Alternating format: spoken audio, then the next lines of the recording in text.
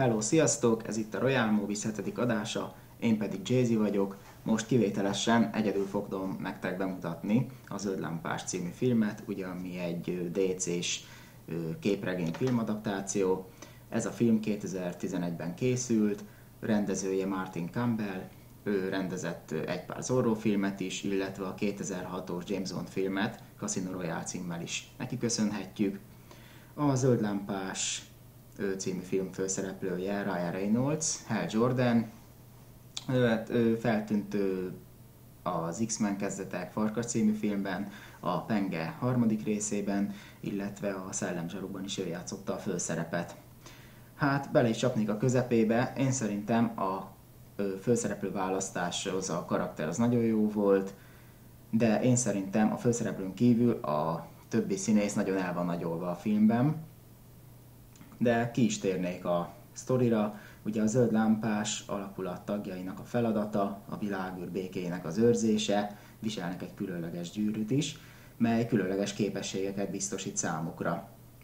Nem elég az, hogy az univerzum egyensúlyát eddiginél veszélyesebb ellenfél fenyegeti, az alakulat tagjai egy földi embert is kénytelenek bevonni a csapatba, ugye amelyre eddig még nem került sor.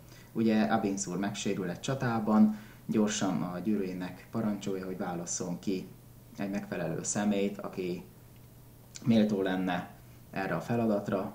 A gyűrű ugye Hal Jordant válassza ki, Abinszur később meghal, tehát Hal Jordan, ugye, aki egy berepülő pilóta a filmbe, akaratán kívül olyan helyzetbe találja magát, hogy tőle függ a föld sorsa. De ugye benne van a filmben Hal gyerekkori szerelme is, Carol, ő a női főszereplő, aki szintén segít neki megvédeni a földet, de viszont van egy ellenség is a filmben, ugye a Sárga Erő, akinek később egy szolgálója is lesz, Hector személyében. Hatalom gyűrűjéről annyit mondanék el, hogy ugye ez a bátorság, az erő, illetve az akarat színe. A gyűrű egyetlen gyengéje a gyengeség, vagyis a félelem, tehát aki gyenge és nagyon fél, az nem tudja használni. Tehát a gyűrű mindig olyan embert választ ki saját magának, akiben lát akaratot, erőt, bátorságot, de félelmet azt semmiképpen sem. Viszont ez a gyűrű a sárga erővel szemben hatástalan. Tehát az az egyetlen ellenfele még a gyengeségen és a félelmen kívül, ugye a sárga erő.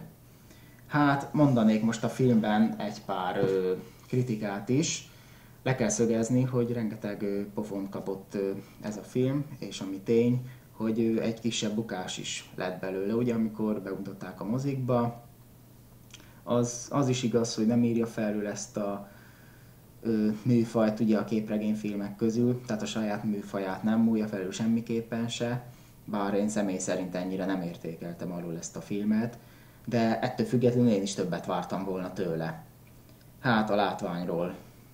A zöld dolgok igazából ugye a zöld árnyalat, az akciók ugye általában mindig ilyen zöld árnyalatot kapnak, igazából azok ki vannak benne dolgozva, de néha egy kicsit túlmű, vagy túl díszletes számomra a film, de legalább a sztori az nem annyira közhelyes benne, holott néha több benne a romantikus, nyálas rész a kelleténél, főként ugye annak ellenére, hogy gyakorlatilag ez egy komor stílusú film, ugye, hivatalosan, ugye, ami általában a DC filmekre jellemző, hiszen az új Superman filmnek, az Acélembernek, illetve a Sötét Lovagnak is van egy olyan komor stílusa, ugye, ami a Marvel filmekre annyira nem jellemző.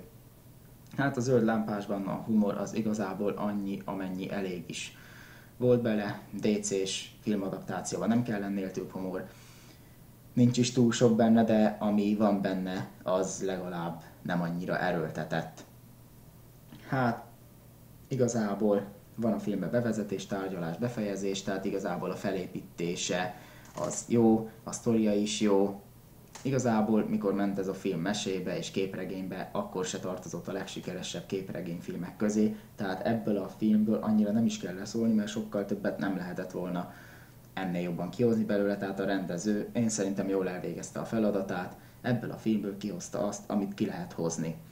De az akciótén egy kicsit keveslem belőle, de ugyanakkor van egy jó befejezés is, ami akár következtethet minket, akár egy folytatásra is, vagy akár még egy reboot-ra is, hiszen ugye a közönségnek annyira nem tetszett ez a film. Hát nem is tudom, olyan sokat, ennél többet nem szeretnék igazából erről a filmről beszélni. Úgyhogy a következő alanyunk a Fantasztikus 4-es első, illetve második része lesz. A Spiller fogja nektek bemutatni, tehát az lesz a Real Movies 8. adása, úgyhogy hamarosan azzal fog nektek Spiller jelentkezni.